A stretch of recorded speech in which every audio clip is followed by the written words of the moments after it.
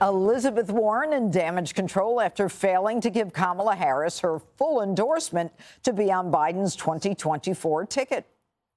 He should run again, and he is running again, because he has gotten a tremendous amount done. Should Kamala Harris be his choice the second time around? You know, I really want to defer to what makes Biden comfortable on his team, but they have to be a team, and my sense is they are. I don't mean that by suggesting I think there are any problems. I think they are.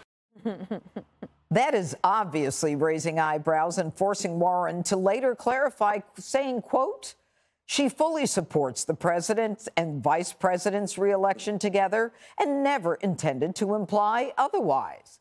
But you got to wonder, why would Liz say something like that in the first place? And while Biden is still weeks away from making his 2024 campaign official, Democrats in New Hampshire are not being quiet about how much they don't want Biden to run. Only 18% of voters are backing the big guy. They prefer Pete Buttigieg instead.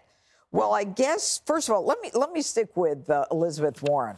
I'll start with you, Dana. Okay. I mean, she's not a fan of Kamala Harris, and you can't help but agree with her initial take that she had to clarify, because everybody's just waiting for Kamala's next word salad or next foot in the mouth or next mess. Yeah, so Elizabeth Warren should probably know that the only answer to that question is yes.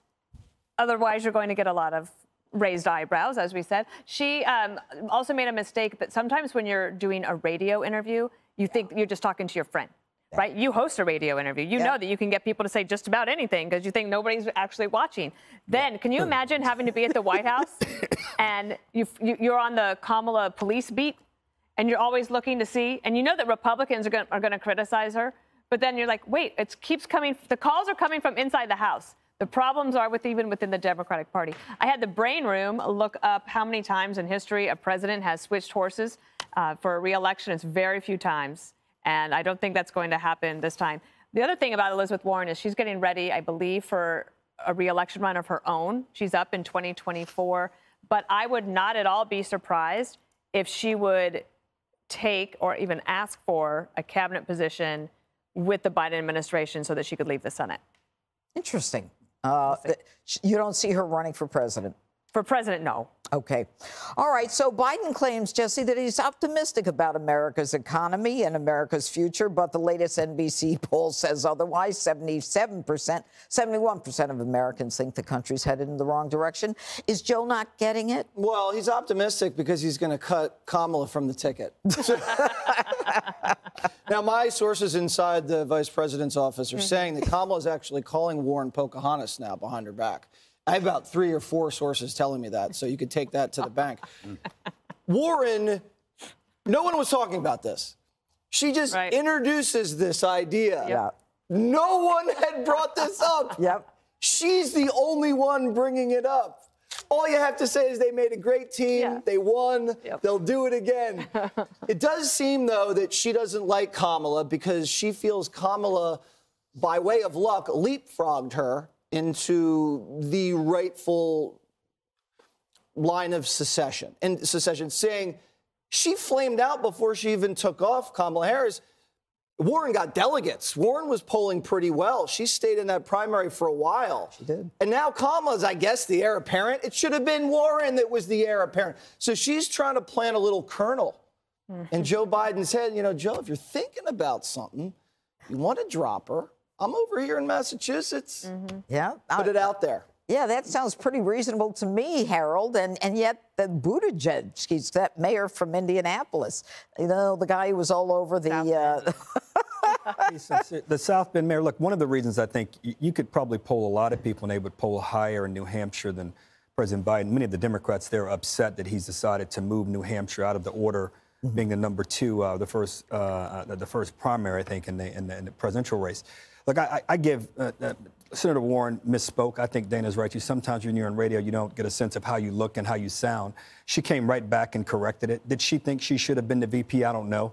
But the reality is she came back and wholeheartedly and gave a full-throat endorsement of the 2. I've said all along that I think one of the things that the vice president can do to strengthen herself and the president and, more importantly, the country would be to focus on crime and immigration. Can you imagine who I think she has the credentials to be a crime fighter? She was a great crime fighter in California. She's had some missteps, and we've certainly talked about it on this show. But can you imagine her convening police chiefs around the country to talk about if we should have standards in training, what they should look like, what we should be doing differently in terms of if indeed we think anecdotally, and I think we're probably right, that this cashless bail stuff is not working. What is the best thing that could be done on that front? But that's the point. She won't do it. She's got the power. Those are the kinds of things that I would advise her team to be doing to not only help herself, but it would strengthen the body politic and, more importantly, the nation.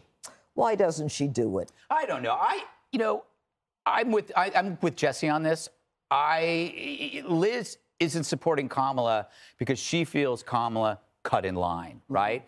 Kamala was the least popular, least persuasive candidate, and she hopped to the front of the line. And why? Because she ticked the right boxes. And Liz is pissed off, and I agree with her. Imagine trying to cut in line based on your identity or heritage. Imagine if you even embellished or lied to get into an Ivy League college, right? So she has every right, and I think she's definitely sending smoke signals out there that we should all have reservations about her. Don't bury the hatchet, Liz. You done? Well said. Yes. Very good. Hi, everyone. I'm Brian Kilmeade. I want you to do me a favor. I want you to click to subscribe to the Fox News YouTube page. This is the only way that I know for sure that you're not going to miss any great commentary, any great news bites, any great interviews coming your way on Fox. You can get it all here on YouTube. So subscribe right now.